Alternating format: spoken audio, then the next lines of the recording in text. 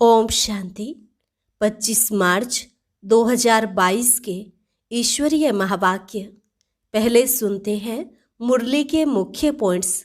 बाबा ने कहा, यह बहुत छिछी दुनिया है, इसमें बहुत खिटखिट है, इसलिए देह सहित इस सारी दुनिया को भूल जाओ। यह तुम्हारे रहने लायक नहीं है। अपने को आत्मा समझ बाप के बनो और उनके गले में पिरो जाओ। पुराने शरीर और पुरानी दुनिया से दिल हट जानी चाहिए। फिर बाबा ने कहा, जीते जी सबको भूल तुम मेरे बनो, तो मैं तुमको अपने साथ निराकारी दुनिया में ले जाऊंगा। लेकिन जब तक बाप पर निश्चय नहीं, तब तक कोई ब्राह्मण कहला ना सके। अभी तक सभी ब्राह्मण बच्चे पुरुषार्थी हैं, गिरते और चढ़ते रहते हैं, इसलिए ब्राह्मणों की माला नहीं बन सकती।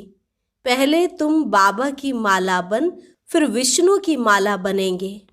तुम आत्माओं ने 84 जन्म कैसे लिए हैं, यह ड्रामा के आदि मध्य अंत का ज्ञान अर्थात 5000 वर्ष का पूरा नाटक बुद्धि में याद रहना चाहिए। फिर बाबा ने कहा, जब तुम कर्मातीत बन जाएंगे तब तुम्हारे में कोई भूत नहीं रहेगा। देह अभिमान है पहले नंबर का भूत, अब इसे निकालना है। यहाँ तुम बाप से योग सीख रहे हो। योगी कभी भोगी नहीं होते। अगर भोगी बने तो फिर योग सिद्ध नहीं होगा। और लास्ट में बाबा ने कहा, बच्चे तुम जैसे भी हो मैं तुमको स्वीकार करता हूँ, परंतु याद रखना मेरी पत नहीं गंवाना। मेरा बनकर फिर विकार में नहीं जाना। जो भोगी बनेंगे, विकारों में जाते रहेंगे, उनका योग लग ना सके। और अब सुनते हैं महावाक्यों को विस्तार से। मुरली का सार। मीठे बच्चे, बाप ही तुम्हारा बाप, टीचर और गुरु है। उनका जीते जी बनकर माला में पिरो जाना है। प्रश्न, तुम बच्चे किस निश्चय के आधार से पक्के ब्राह्मण बनते हो?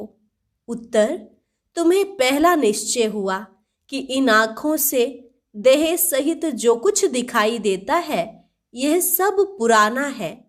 यह दुनिया बहुत छिछी है, यह हमारे रहने लायक नहीं है। हमको बाप से नई दुनिया का वर्षा मिलता है। इस निश्चय के आधार से तुम जीते जी इस पुरानी दुनिया और पुराने शरीर से मरकर बाप का बनते हो। तुम्हें निश्चय है कि बाप द्वारा ही विश्व की बादशाही मिलती है। गीत, मरना तेरी गली में, जीना तेरी गली में। ओम शांति। यह बच्चे गीत गाते हैं। जो पत्थर बुद्धि थे वह अब गीत गाते हैं पारस बुद्धि बनने के लिए। एक गीत भी है कि पत्थरों ने गीत गाया। वह पत्थर तो गीत नहीं गाते, परंतु पत्थर बुद्धि मनुष्य गाते हैं। अब तुमको ईश्वरीय बुद्धि मिली है। ईश्वर ने अपने बच्चों को बुद्धि दी है।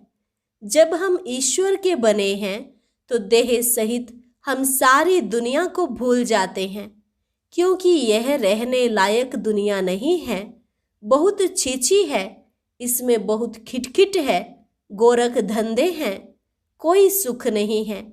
इसलिए हम आपके गले में पिरो जाते हैं। अपने को आत्मा निश्चय कर हम आपके ही बन जाते हैं, तो पुरानी दुनिया पुराने शरीर से दिल हट जाती है, क्योंकि जानते हैं आपसे हमको नई दुनिया का वर्षा मिलता है। जब तक यह निश्चय नहीं तो वह ब्राह्मण बन ना सके। जीते जी बाप का बनना है। निराकार बाप को ही कहा जाता है बाबा। आप हमारे बाप भी हो, शिक्षक भी हो, सतगुरु भी हो। आप हमें प्रत्यक्ष फल देने वाले भी हो। बाप के रूप में विश्व की बादशाही का वर्षा देने वाले हो। शिक्षक के रूप में सारे ब्रह्मांड और दुनिया के आदि मध्य अंत की नॉलेज देते हो। सतगुरु के रूप में हमें मुक्ति धाम में साथ ले जाएंगे, फिर जीवन मुक्ति में भेज देंगे। कहते भी हैं, हे बाबा, हम आपके साथ ही चलेंगे, आप ही हमारे सच्चे सतगुरु हो। वो गुरु लोग तो साथ नहीं ले जाते, उनको तो मुक्ति जीवन मुक्ति के रास्ते का ही मालूम नहीं है।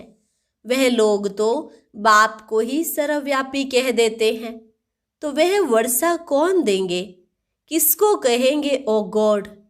अभी तुम बच्चे जानते हो, हम निराकार शिव बाबा के बने हैं। अब हमारा देह भान टूट गया है, हम आपके डायरेक्शन पर चलते हैं। आप कहते हो, देह के संबंध से बुद्धि हटाए, अपने को आत्मा निश्चय कर मेरे को याद करो। जब आत्मा शरीर से निकल जाती है तो आप मुए, मर गई दुनिया, फिर कोई संबंध नहीं रहता।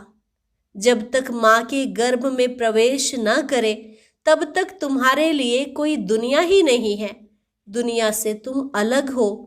अब बाप कहते हैं, बच्चे तुम जीते जी सब कुछ भूल मेरे बनो, मैं तुमको साथ ले जाऊंगा। यह दुनिया खत्म होने वाली है। देवताएं कब पतित दुनिया में नहीं आते हैं, लक्ष्मी का आह्वान करते हैं तो सफाई आदि बहुत करते हैं, परंतु यह सतयुग थोड़े ही है जो लक्ष्मी आवे, फिर नारायण कहाँ से आएगा। भला महालक्ष्मी को 4 भुजाएं क्यों देते हैं? कोई यह थोड़े ही समझते हैं कि यह दोनों ही हैं, लक्ष्मी नारायण हैं। ऐसा तो कोई चित्र बन नहीं सकता जिसकी 4 भुजा हो, फिर 2 मुख देना चाहिए। 4 टांगे तो कभी नहीं दिखाएंगे, क्योंकि ऐसा तो मनुष्य कब हो न सके। यह सब समझाने के लिए कि यह युगल लक्ष्मी नारायण है, अलग होंगे तो 2 भुजा 2 टांगे भी होंगी। बाप कहते हैं, पहले पहले यह निश्चय कराओ कि हमारा बाप, टीचर, गुरु तीनों ही हैं, वह हमको साथ ले जाएगा। उनका कोई चेला चाटी नहीं है जो पिछाड़ी में ज्ञान देगा, वह साथ ले जाएगा। बाप समझाते हैं, अब वापस जाना है क्योंकि नाटक पूरा होता है। बाप कहते हैं, सबका सदगति दाता पतित पावन मैं हूँ, कालों का काल हूँ। यह जमघटों आदि का साक्षात्कार होता है, क्योंकि पाप करते हैं तो सजा भी खाते हैं, बाकी जमघट आदि है नहीं। आत्मा एक शरीर छोड़ दूसरा लेती है, गर्भ में सजा मिलती है तो त्राही त्राही करते हैं।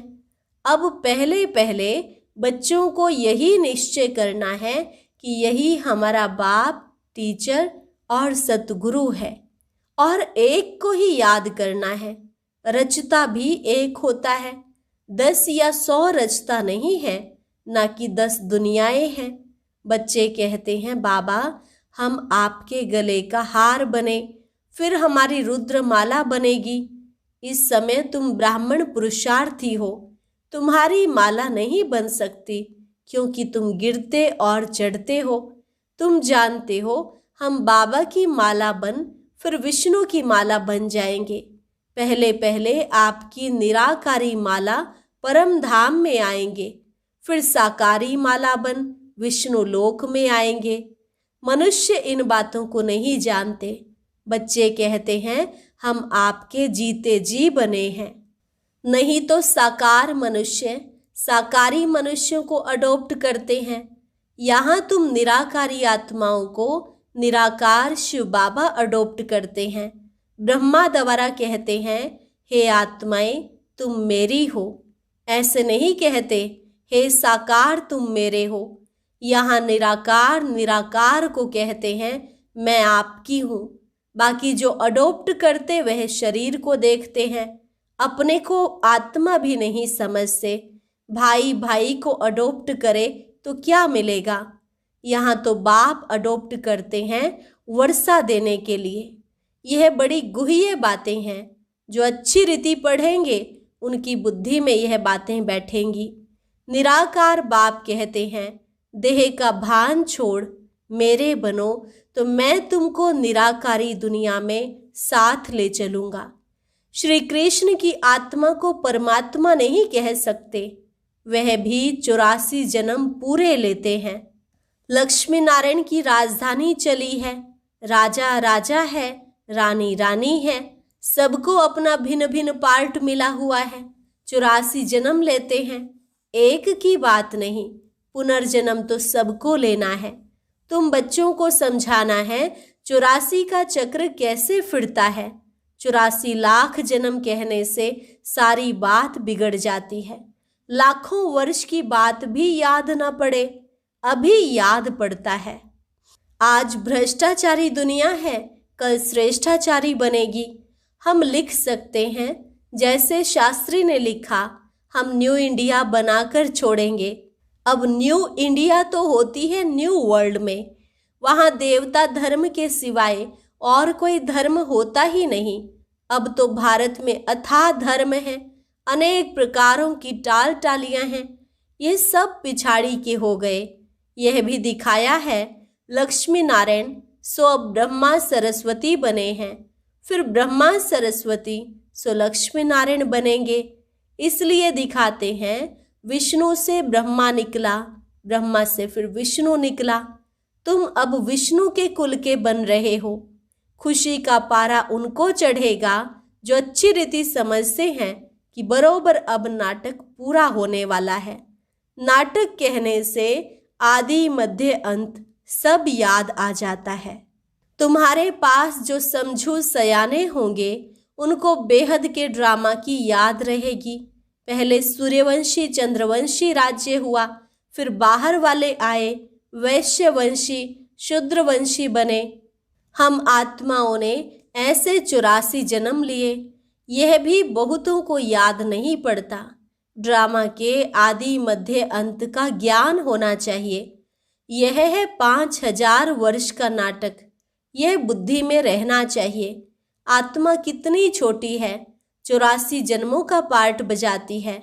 परमात्मा भी कितना छोटा है, वह भी पार्ट बजाने के लिए बांधा हुआ है, ड्रामा के वश है। संगम होगा तो उनको पार्ट बजाने का टाइम इमर्ज होगा। शास्त्रों में फिर लिख दिया है, भगवान को संकल्प उठा कि नई सृष्टि रचूं, परंतु लिखा ऐसा है जो कोई समझ ना सके। वह सब है पास्ट की बातें, तुम तो प्रैक्टिकल पार्ट बजा रहे हो। तुम जानते हो हमारा बाप, टीचर, गुरु तीनों ही हैं। लौकिक बाप को कभी ऐसे नहीं कहेंगे, गुरु को तो गुरु ही कहेंगे। यहाँ तो तीनों ही एक हैं। यह सब समझने की बातें हैं। नॉलेजफुल गॉड फादर को ही कहते हैं। उसमें सारे झाड़ की नॉलेज है, क्योंकि चैतन्य है, आकर के सारी नॉलेज देते हैं। अब तुम बच्चे जानते हो, हम इस देह को भी छोड़ बाबा के साथ चले जाएंगे। जब तुम कर्मातीत बन जाएंगे तब तुम्हारे में कोई भूत नहीं रहेगा। देह अभिमान का पहला नंबर भूत है। इन सब भूतों का बड़ा है रावण। भारत में ही रावण को जलाते हैं, परंतु रावण क्या चीज है कोई जानते ही नहीं। ये दशहरा, रक्षाबंधन, दीपमाला कब से मनाते आए हैं कुछ भी पता नहीं। आखिरीन यह रावण मरना है या ऐसे ही चलता रहेगा कुछ पता नहीं पड़ता। रावण को जलाते हो फिर जी उठता है, क्योंकि उनका राज्य है। सतयुग में रावण होता ही नहीं, वहाँ योग बल से बच्चे होते हैं। जबकि योग बल से तुम विश्व के मालिक बनते हो, तो क्या योग से बच्चे पैदा नहीं हो सकते? वहाँ रावण ही नहीं तो भोग का भी नाम नहीं। इसलिए श्री कृष्ण को योगेश्वर कहते हैं। वह संपूर्ण निर्विकारी है। योगी कभी भोग अर्थात विकार नहीं करते। अगर भोगी बने तो फिर योग सिद्ध ना हो। अब तुम योग सीख रहे हो। भोगी बनने से अथवा विकार में जाने से योग लग ना सके। तुम बच्चों को बाप, टीचर, सतगुरु तीनों का इकट्ठा वर्षा मिलता है। सतगुरु सबको साथ ले जाते हैं। ले तो सबको जाएंगे, परंतु तुम गले का हार बनते हो। साजन सब सजनियों को ले जाएंगे। पहले साजन चलेगा, फिर सूर्यवंशी, चंद्रवंशी, फिर उनका सारा जो घराना है, इस्लामियों की बारात अथवा घराना, बौद्धियों का घराना, सभी आत्माओं को अपने अपने सेक्शन में जाकर बैठ जाना है। आत्मा स्टार है। यह बड़ी समझने की बातें हैं। तकदीरवान ही धारण कर औरों को भी समझाएंगे। वे फिर महिमा भी लिखते हैं, फलाने ने हमको समझाया तो हमारे कपाट खुल गए, इसने हमको जियदान दे दिया। फिर उनसे ही प्रीत हो जाती है, उनको ही याद करते रहते हैं, फिर उनसे ही छुड़ाया जाता है। दलाल को थोड़े ही याद किया जाता है। दलाल ने तो दलाली की, खलास। फिर साजन को सजनी याद करती है। ब्रह्मा भी हो गया दलाल। याद उस शिव बाबा को ही करना है।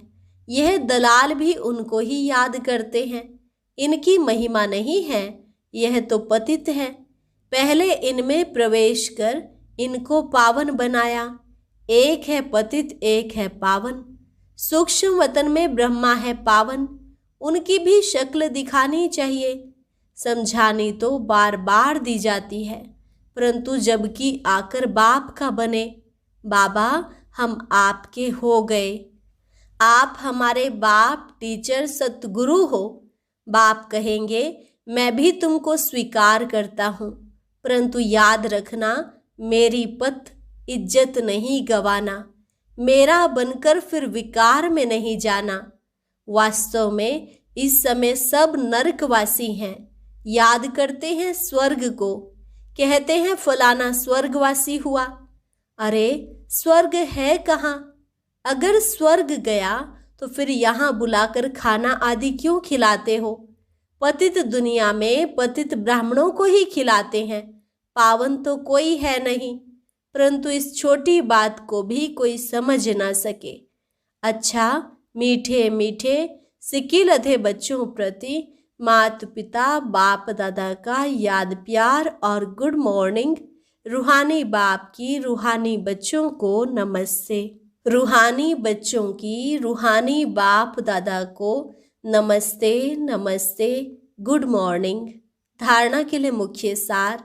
पहली पॉइंट, ज्ञान देने वाले दलाल से प्रीत न रख, एक शिव बाबा को ही याद करना है, वही जियदान देने वाला है। दूसरी पॉइंट, इस बेहद नाटक को बुद्धि में रख, अपार खुशी में रहना है। देह का भान छोड़ अशरीरी बनने का अभ्यास करना है। वरदान, अपने भरपूर स्टॉक द्वारा खुशियों का खजाना बांटने वाले हीरो हीरोइन पार्टधारी भव। अपने भरपूर स्टॉक द्वारा खुशियों का खजाना बांटने वाले हीरो हीरोइन पार्टधारी भव। संगम युगी ब्राह्मण आत्माओं का कर्तव्य है सदा खुश रहना और खुशी बांटना, लेकिन इसके लिए खजाना भरपूर चाहिए। अभी जैसा नाजुक समय नजदीक आता जाएगा, वैसे अनेक आत्माएं आपसे थोड़े समय की खुशी की मांगनी करने के लिए आएंगी। तो इतनी सेवा करनी है जो कोई भी खाली हाथ नहीं जाए। इसके लिए चेहरे पर सदा खुशी के चिन्ह हो। कभी मूड ऑफ वाला, माया से हार खाने वाला, दिल शिकस्त वाला चेहरा ना हो। सदा खुश रहो और खुशी बांटते चलो, तब कहेंगे हीरो हीरोइन पार्टधारी। स्लोगन, एक दो की राय को रिगार्ड देना ही संगठन को एकता के सूत्र में बांधना है। एक दो की राय को रिगार्ड देना ही संगठन को एकता के सूत्र में बांधना है। अच्छा, और अब सुनते हैं आज का अव्यक्त ज्ञान मोती। ये एक बहुत संस्कारितापूर्ण वीडियो है, जरूर देखें, कोई भी मिस ना करे।